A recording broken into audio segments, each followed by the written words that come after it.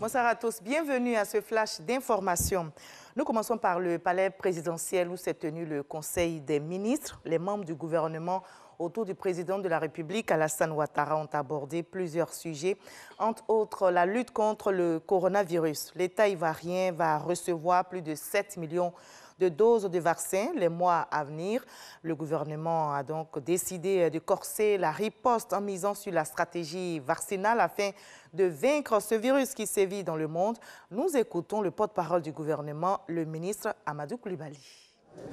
La Côte d'Ivoire enregistre à la date du 13 juin 2021 694 954 doses administrées sur un total de 729 000 doses reçues, soit 95,33%.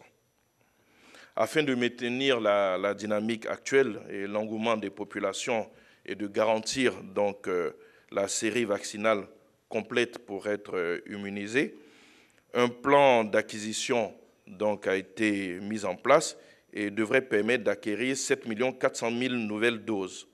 Ce plan est en mise en œuvre et nous devons recevoir sur une première période qui part donc du 18 juin à fin août, 3 400 000 doses qui seront attendues de façon progressive et à moyen terme, sur la période de septembre à fin décembre, nous aurons donc 4 millions de doses qui seront également réceptionnées, ce qui fait bien sûr les 7 400 000 doses que nous attendons donc globalement.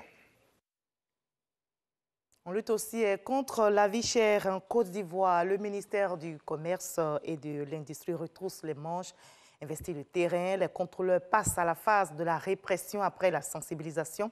Il faut mettre fin aux abus liés aux pratiques commerciales frauduleuses. Les agents du ministère effectuent des visites inopinées, comme vous le voyez sur ces images, afin de traquer les commerçants qui contreviennent à la réglementation. Ils appellent chacun à respecter les prix fixés d'un commun accord. Lonsine Bakayoko, notre reporter, a suivi des contrôleurs de prix à Yopougon. Son compte rendu complet dans l'édition de 20h ce soir. À l'étranger, Fatou Bensouda quitte la CPI. Son mandat est arrivé à son terme. La procureure générale de la Cour pénale internationale part après 9 ans d'exercice. Elle a passé le relais ce mercredi à son successeur, l'avocat britannique Karim Khan.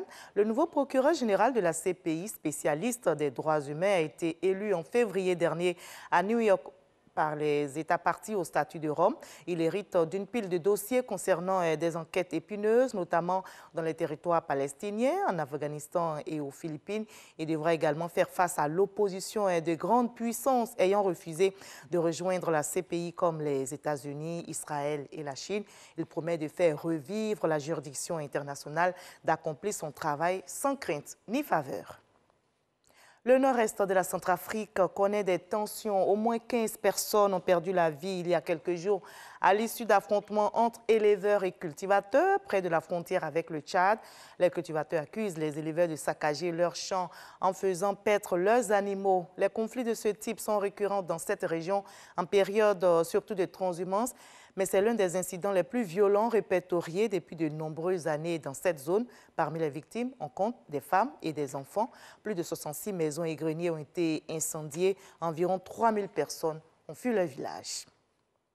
Et la lutte contre le coronavirus qui porte ses fruits dans de nombreux pays. C'est le cas de la France où dès demain jeudi, le port du masque à l'extérieur ne sera plus obligatoire, sauf certaines exceptions, et le couvre-feu sera levé le dimanche suivant. L'annonce a été faite par le Premier ministre français Jean Castex, évoque une baisse des contaminations du coronavirus. En conséquence, le port du masque à l'extérieur ne restera de rigueur que dans des situations de proximité, file d'attente, transport, lieux bondés, tribunes de stade. Allez, on s'arrête ici pour ce Flash Info. Je vous retrouve avec plaisir à 20h pour la grande édition. Mais regardez tout de suite l'info régionale pour voir toutes les nouvelles de nos régions ici en Côte d'Ivoire. À tout à l'heure.